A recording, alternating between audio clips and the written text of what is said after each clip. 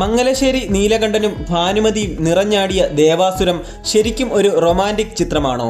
എല്ലാവരും മംഗലശ്ശേരി നീലകണ്ഠന്റെ മാസ് സീനുകൾ ആഘോഷിച്ചപ്പോൾ ശ്രദ്ധിക്കപ്പെടാതെ പോയ ഈ ക്ലാസിക് സിനിമയിലെ റൊമാൻറ്റിക് രംഗങ്ങളെ പറ്റിയാണ് ഞാൻ ഇന്ന് ഈ വീഡിയോയിൽ നിങ്ങളോട് പറയുന്നത്. അപ്പോൾ വീഡിയോ തുടർന്ന് കാണുന്നതിന് മുമ്പായിട്ട് നിങ്ങൾ ചാനൽ ഒന്ന് സബ്സ്ക്രൈബ് ചെയ്തതിന് ശേഷം വീഡിയോ തുടർന്ന് കാണുക. പുണ്യമാണ് നീ, കോടിപ്പുണ്യം. മുറിവിൽ തേൻ പുരട്ടുന്ന നിന്റെ സാന്നിധ്യം വേണ്ടെന്ന് വെക്കാൻ തോന്നിയത് നിന്നോടുള്ള ഇഷ്ടക്കൂടുതൽ കൊണ്ടാ.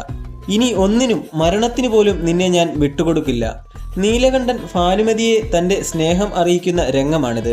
മലയാളികൾ മംഗലശ്ശേരി നീലകണ്ഠന്റെ ദേവാസുര ഭാവങ്ങൾ ആഘോഷമാക്കിയപ്പോൾ, മാസ് സീനുകൾ ഉത്സവമാക്കിയപ്പോൾ ചിലരെങ്കിലും ഇഷ്ടപ്പെട്ടത് ഈ ക്ലാസിക് സിനിമയിലെ റൊമാൻറ്റിക് രംഗങ്ങളായിരിക്കാം.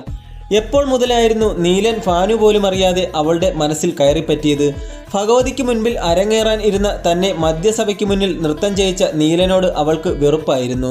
നിങ്ങളെപ്പോലൊരു ആവാസന്റെ മുന്നിൽ നൃത്തം ചെയ്തപ്പോൾ ദൈവദത്തമായ ഒരു കലയാണ് കളങ്കപ്പെട്ടതെന്ന് അവൾ അയാളുടെ മുഖത്ത് നോക്കി പറയുന്നുമുണ്ട്. എന്നാൽ താമസിക്കാൻ ഒരിടമില്ലാതെ വന്നപ്പോൾ ഗത്യന്തരമില്ലാതെ അച്ഛനും അനിയത്തിക്കുമൊപ്പം മംഗലശ്ശേരിയിൽ കഴിഞ്ഞ ദിവസങ്ങളിൽ അവൾ നീലകണ്ഠന്റെ വേറിട്ട ഒരു മുഖം കാണുകയായിരുന്നു.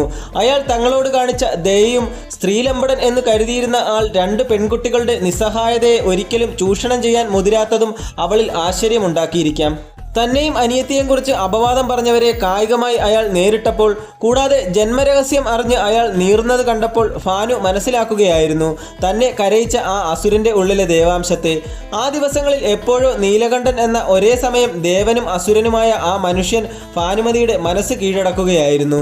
അവസാനം മംഗലശ്ശേരി വിട്ട് മുറച്ചെറുക്കൻ്റെ വീട്ടിലേക്ക് പോകുന്നതിന് മുൻപ് അവൾ നീലനെ നോക്കുന്നുണ്ട്, എന്നോട് ഒന്നും പറയാനില്ലേ എന്ന മട്ടിൽ. പിന്നീട് ചിലങ്ക വീണ്ടും അണിയാൻ നീലൻ ആവശ്യപ്പെടുമ്പോൾ നിങ്ങളുടെ മരണശേഷം നോക്കാം എന്ന് അവൾ പറയുമെങ്കിലും പെട്ടെന്ന് തന്നെ ക്ഷമ പറയാൻ അവൾ തയ്യാറാകുന്നുണ്ട്. പിന്നീട് ശേഖരൻ്റെ ചതിയിൽപ്പെട്ട് കിടപ്പിലാകുന്ന നീലനെ കാണാനും ശുശ്രൂഷിക്കാനും സ്വന്തം അച്ഛൻ്റെ എതിർപ്പിനെ പോലും അവഗണിച്ച് ഭാനു പോകുന്നു. മൃതപ്രായനായ താൻ മരിച്ചതിന് തുല്യമല്ലേ എന്ന് നീലൻ പറഞ്ഞപ്പോൾ അവൾ പിന്നെയും ചിലങ്ക അണിയുകയാണ്. അവളുടെ സാമീപ്യത്തിലും ശുശ്രൂഷയിലും അയാൾ ക്രമേണ സുഖം പ്രാപിക്കുന്നു. നീലൻ താൻ കാരണം അവൾക്ക് നഷ്ടമായ അവസരങ്ങളും അരങ്ങുകളും അവൾക്ക് കൊടുക്കാൻ വെമ്പൽ കൊള്ളുമ്പോൾ നീലനുമൊത്തുള്ള ജീവിതമായിരുന്നു അവളുടെ മനസ്സ് മുഴുവൻ. ആ അസുരനിലെ ദേവഭാവത്തെ തൊട്ടറിഞ്ഞ അവൾ അയാളെ വിട്ടുപോകാൻ ഒരുക്കമല്ലായിരുന്നു. തുടക്കത്തിൽ നിഷേധിച്ചെങ്കിലും അവളുടെ സ്നേഹം തള്ളിക്കളയാൻ നീലന് കഴിയുമായിരുന്നില്ല.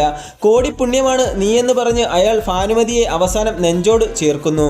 മിക്ക ഔട്ട് ആൻഡ് ഔട്ട് റൊമാൻറ്റിക് മൂവീസിൽ കാണുന്ന പ്രണയത്തേക്കാൾ ക്യാരക്ടർ ആൻഡ് ഇൻറ്റൻസിറ്റി ഉണ്ട് നീലകണ്ഠൻ്റെയും ഭാനുമതിയുടെയും സ്നേഹത്തിന്. ഇൻറ്റിമേറ്റ് സീനുകളോ ആടിപ്പാടിയുള്ള പാട്ടുകളോ ഇല്ലാതെ ഒരു ക്ലാസി ആൻഡ് ഡിവൈൻ ഫീൽ പ്രേക്ഷകന് സമ്മാനിക്കുന്ന ഒരു റിലേഷനാണ് ഭാനുവും നീലനും തമ്മിൽ. ലാലേട്ടൻ്റെ കരിയറിലെ തന്നെ വളരെ യുണീക്കായ ഒരു റൊമാൻറ്റിക് ട്രാക്ക്. ഇങ്ങനെ വളരെ മികച്ച ഒരു റൊമാൻറ്റിക് ചിത്രം കൂടിയാണ് ദേവാസുരം. ഈ ഒരു സിനിമയിൽ നിങ്ങൾക്ക് ഏറ്റവും കൂടുതൽ ഇഷ്ടപ്പെട്ടത് ദേവാസുരത്തിലെ മാസ് രംഗങ്ങളാണോ അതോ റൊമാൻറ്റിക് രംഗങ്ങളാണോ? നിങ്ങൾ കമൻറ്റ് ബോക്സിൽ രേഖപ്പെടുത്തുക.